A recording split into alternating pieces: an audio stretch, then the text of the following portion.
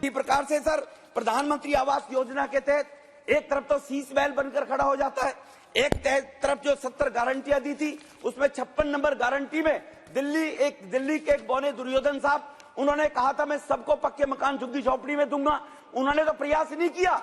Covid में भी वो अपना 50 करोड़ का शीश महल बनाते रहे, लेकिन अर्बन डेवलपमेंट मिनिस्ट्री ने इसी रणनीति के तहत 7 साल से अटके लटके पड़े वो फ्लैट थे गोविंदपुरी के अंदर, भूमिहीन कैंप के निवासियों को 3024 फ्लैट बनाकर उनको मालिकाना हक देने का दिल्ली में काम किया। जो प्रधानमंत्री जी का 2047 विकसित भारत का संकल्प है कि 2027 तक देश के हर व्यक्ति के पास पक्का मकान होना चाहिए, उसकी शुरुआत हमारे शहरी विकास मंत्रालय के माध्यम से, केंद्र सरकार के माध्यम से दिल्ली में की गई है। जो आज हम बात करते हैं गारंटी की, माने सोनिया जी है नहीं अभी, प्रतिपक्ष की नेता है। 2008 में रामलीला मैदान में चुनाव से 6 महीने पहले एक नौटंकी की और उन कॉलोनी को आरडब्ल्यू के लोगों को बुलाकर प्रोविजनल सर्टिफिकेट बांटने का काम किया, लेकिन 8 में चुनाव तो जीत गए, दोबारा सरकार बना ली। कि सोनिया जी ने कहा है, इतनी बड़ी नेता ने कहा है अब तो कॉलोनी पास हो ही जाएंगी, लेकिन 13 तक उन कॉलोनियों की फिर सुधरी ली गई, केवल प्रोविजनल सर्टिफिकेट बांटकर छोड़ दिए गए। 13 के बाद जब 13 में आए फिर इसी प्रकार की नौटंकी की, कुछ आरडब्ल्यू के लोगों को बुलाया और एक प्रस्ताव विधानसभा में पास कर दिया। श्री रमेश बिदुड़ी जी। अध्यक्ष जी, मैं आपका बहुत बहुत आभार व्यक्त करता हूं कि आपने एक ऐसे सेंसिटिव मुद्दे पर जो माननीय मंत्री जी लेकर आए, माननीय प्रधानमंत्री जी के नेतृत्व में 40 लाख लोगों की जो चिंता की है, जो पिछले 25-30 साल से एक तलवार उनके ऊपर लटका रहा करती थी, उससे निजात दिलाने के लिए 2041 मास्टर प्लान जब तक नहीं आएगा तब तक के लिए उन लोगों को ये सुरक्षा प्रदान देने के लिए national capital law special provision second amendment bill 2023, इसके बारे में बोलना चाहता हूं। मैं इसका समर्थन भी करता हूं, लेकिन इससे पहले कुछ मैं जानकारी आपको देना चाहता हूं, आपके माध्यम से सदन को भी और दिल्ली वासियों को भी, कि ये केंद्र सरकार है हरदीप पुरी जी के नेतृत्व में, माननीय मोदी जी के डायरेक्शन से जो कहा है पीएम उदय योजना के माध्यम से, तो लगभग कुछ जो 2-2.5 लाख लोगों ने अपनी रजिस्ट्री कराकर मालिकाना हक ले लिया है।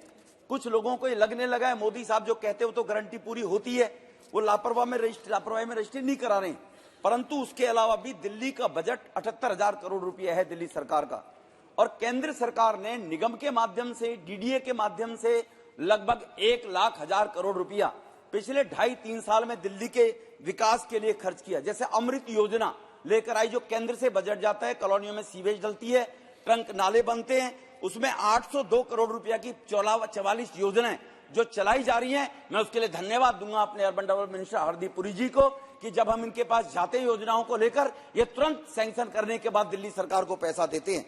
उसमें 5,83,000 जो लाइटें थी जिनमें बिजली ज्यादा कंज्यूम होती थी, ऐसी एलईडी लाइट लगाने का काम हुआ है। फिर अमृत 2 लेकर आया हमारे शहरी विकास मंत्रालय, उस अमृत 2 के अंदर 2,02,885 करोड़ रुपया, जिनमें 38 परियोजनाएं चालू हैं, जिनमें जलाशयों का भी ब्यूटिफिकेशन, प्रधानमंत्री जी कहते हैं हर लोकसभा में ऐसे 75 जलाशय होने चाहिए जिनमें पानी का वाटर लेवल बढ़े और जिनमें वातावरण सूक्ष्म रहे। हमारे जौनापुर भीम कॉलोनी है, उसके अंदर भी इस प्रकार से जलाशय का जो निर्माण हुआ और 3 निर्माण हुए, वो केंद्र सरकार के माध्यम से हुआ। स्वच्छ भारत मिशन में भी 216.61 करोड़ रुपए जारी किए, जिनमें से 28,526 लोगों के लिए ओपन डेफिकेशन से बचने के लिए सीटीपीटी ऐसी शौचालय का निर्माण दिल्ली राजधानी के अंदर पिछले 7 साल के अंदर कराया गया है। 107 वेस्ट टू कंपोस्ट प्लांट लोगों लगाने का काम वो केंद्र सरकार की इस योजना से डीडी और एमसीडी के माध्यम से हुआ है। 5 वेस्ट टू एनर्जी प्लांट लगे हैं, जो एक आनंदमयी मार्ग पर माने गृह मंत्री जिसका उद्घाटन करने गए थे। 342 करोड़ से जो गार्बेज निकलता है दुनिया भर का, उससे बिजली बनाने का काम, ये 5 प्रोजेक्ट भी सेंट्रल गवर्नमेंट ने दिल्ली के अंदर लगाए। 51 एसटीपी प्लांट लगे हैं सर, जो 21,563 एमएलडी कचरे को कंज्यूम करते हैं और उसको काम को कर रहे हैं। स्वच्छ भारत मिशन के तहत ही 410 करोड़ रुपया, जिनमें प्रमुख रूप से ये जो अनाथ आश्रय जो बने हुए हैं, रात को रेंट शेल्टर वगैरह जो बनाते हैं गरीबों के लिए, जो 216 410 करोड़ की लागत से वो भी काम कर रहे हैं दिल्ली के अंदर केंद्र सरकार के माध्यम से। वरना लोगों को, बाहर के लोग आते हैं बसें में, लोगों को लगता होगा कि ये सब विकास के कार्य हो रहे तो कैसे हो रहे हैं, लेकिन क्योंकि डायरेक्ट इन्वॉल्वमेंट केंद्र सरकार की नहीं होती है। स्वनिधि योजना की मैं जानकारी दे दूं, रेहड़ी पटरी खोमचा लगाने वाले गरीब आदमी, चाय की दुकान ब्रेड की दुकान लगाने वाले, जिनका कांग्रेस के लोगों ने मजाक उड़ाया था कि पीएम साहब ब्रेड पकौड़े की दुकान नौजवानों को खुलवाना चाहते हैं, ऐसे लोगों के लिए 199 करोड़ रुपए के 1.70 लाख ऋण प्रदान किए गए कि लोग गांवों से निकलकर आते हैं शहरों की तरफ। वो शहरों में वो लोग मद्रास, कलकत्ता, बंबई, हर जगह देश में जाते, लेकिन दिल्ली में भी लोग रोजगार कर रहे हैं। तो ऐसे लोगों को लगभग 73%, बेंगलोर में भी इस प्रकार के लोन की व्यवस्था है। दिल्ली में मैं इस बात के लिए फिर बधाई दूंगा पूरे शहरी विकास मंत्रालय को कि माननीय प्रधानमंत्री जी की इच्छा के अनुसार इन्होंने 73% ऋण जो हमारे एमसीडी के अधिकारी हैं उनको मैं इस बात के लिए बधाई दूंगा, बैंक के अधिकारी कर्मचारियों को बधाई दूंगा कि वो कैंप लगाकर और 73% ऋण वितरण करके दिल्ली शहर 9वें स्थान पर है उस स्वनिधि योजना में लोन देने के लिए। इसी प्रकार से सर, प्रधानमंत्री आवास योजना के तहत एक तरफ तो शीश महल बनकर खड़ा हो जाता है, एक तरफ जो 70 गारंटियां दी थी उसमें 56 नंबर गारंटी में दिल्ली के एक बौने दुर्योधन साहब, उन्होंने कहा था मैं सबको पक्के मकान झुग्गी झोपड़ी में दूंगा। उन्होंने तो प्रयास नहीं किया।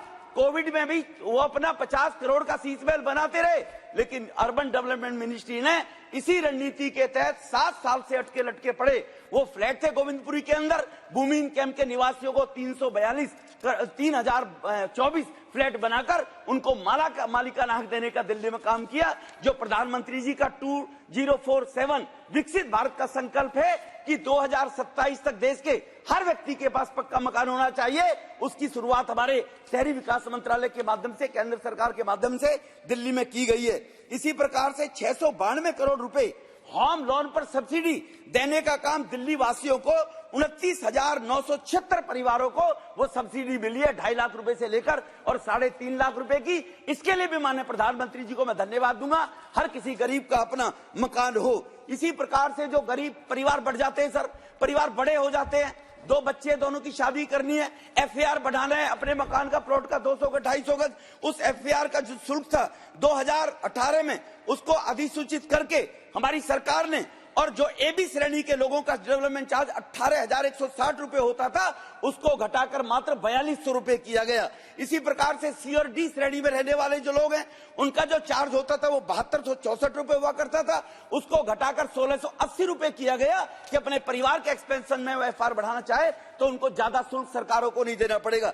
इसी प्रकार से जो गरीब गांव और अनऑथराइज कॉलोनी में उनमें जनता फ्लैटों के अंदर जो लोग रहते हैं उनका EFGH श्रेणी थी, उनका 3632 रुपए हुआ करता था, उसको मात्र 840 रुपए किया गया है केंद्र सरकार के माध्यम से।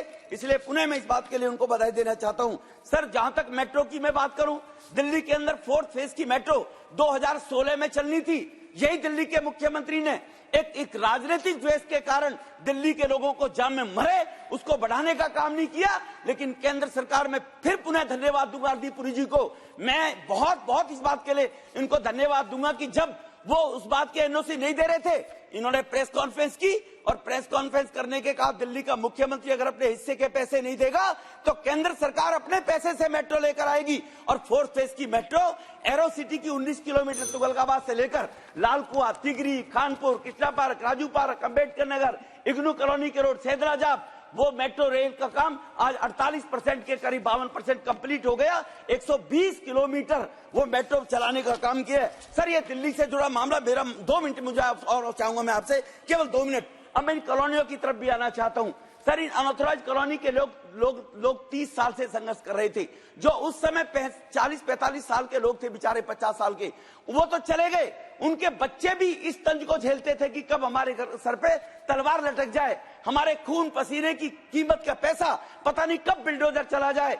2019 में जो हमारे देश के माननीय प्रधानमंत्री जी ने पीएम उदय योजना से उनको मालिकाना हक देने का प्रयास किया। जो आज हम बात करते हैं गारंटी की, माने सोनिया जी है नहीं, अभी प्रतिपक्ष की नेता हैं, 2008 में रामलीला मैदान में चुनाव से 6 महीने पहले एक नौटंकी की और उन कॉलोनी को, RW के लोगों को बुलाकर प्रोविजनल सर्टिफिकेट बांटने का काम किया। लेकिन 8 में चुनाव तो जीत गए, दोबारा सरकार बना ली कि सोनिया जी ने कहा है, इतनी बड़ी नेता ने कहा है, अब तो कॉलोनी पास हो ही जाएंगी। लेकिन 13 तक उन कॉलोनियों की फिर सुधरी ली गई, केवल प्रोविजनल सर्टिफिकेट बांटकर छोड़ दिए गए। 13 के बाद जब 13 में आए फिर इसी प्रकार की नौटंकी की, कुछ RWA के लोगों को बुलाया और एक प्रस्ताव विधानसभा में पास कर दिया, जैसा प्रस्ताव दिल्ली के इस बौने दुर्योधन इस मुख्यमंत्री ने किया था दिल्ली विधानसभा में झूठा 18 में कि हम दिल्ली की सभी अनियमित कॉलोनियों को पास करना चाहते इलीगल तरीके से। तो इसीलिए जो अनऑथराइज कॉलोनी जो 2396 के करीब 1979 से लेकर 2015 तक बसी है सर, इन कॉलोनियों में जो रहने वाले 40 लाख लोग थे, सीवर, नाली, सड़क, इन मूलभूत सुविधा से परेशान थे। पहले कांग्रेस ने फ्रॉड किया सर, उसके बाद फ्रॉड आदमी पार्टी आई, इन कॉलोनियों के निवासियों के साथ विश्वासघात किया और उन्होंने 2016 में चुनाव में आने से पहले इन्होंने फ्रॉड करके फिर एक नई बात बनानी शुरू कर दी। इन्होंने कहा कि हम इस नोटिफिकेशन के तहत अगले 5 वर्षों तक, कांग्रेस ने जब उन्होंने कहा कुछ नहीं किया है, तो हम 13 में चुनाव में जाने के बाद जब आएंगे तो file number 1333 unauthorise colony urban development policy 02012 549553, ये जानकारी आम नागरिक को होनी चाहिए सर कि कितनी फ्रॉड करने वाले लोग कैसे बैठे हैं। 895 अनियमित कॉलोनियों को पास करने का ढोंग रच दिया और इसी institute Kejriwal institute of line technology and fraud management जो कंपनी है केजरीवाल की, इनकी जो स्थापना हुई, जिनके डीन केजरीवाल साहब हैं, इस डीन साहब ने 15 में 70 वादों में 56 नंबर पर, जो मैंने पहले बताया, 1 वर्ष के अंदर मैं कॉलोनियों को नियमित कर दूंगा। आज तक सर वो कॉलोनी नियमित नहीं हुई है।